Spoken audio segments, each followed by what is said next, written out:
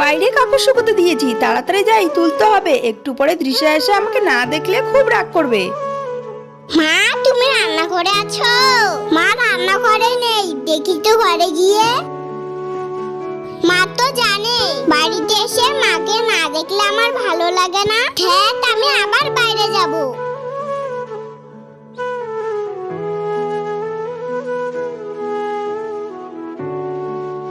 এটা তো দৃশ্যার পুতুল, এখানে পড়ে আছে কেন? নিশ্চয়ই দৃশ্যা বাড়িতে এসেছে, আমাকে দেখতে পায়নি, তাই রাগ করে পুতুলটা ফেলে দিয়েছে। দৃশ্যা, তুমি এতক্ষণ কোথায় গিয়েছিলে মা? আমি কখন থেকে তোমাকে ডাকছি, তুমি জানো না? তোমাকে না দেখলে আমার ভালো লাগে না। আমি জানি তো, বাড়িতে এসে আমার মুখটা না দেখলে তোমার ভালো লাগে না। বাইরে কাপড় ছিল, সন্ধে হয়েছে, তাই কাপড়গুলো তুলতে গিয়েছি। দৃশ্যা, তোমার জন্য আমি চিকেন রান্না করেছি, তুমি তো চিকেন দিয়ে ভাত খেতে খুব ভালোবাসো। হ্যাঁ, চলো খাবো।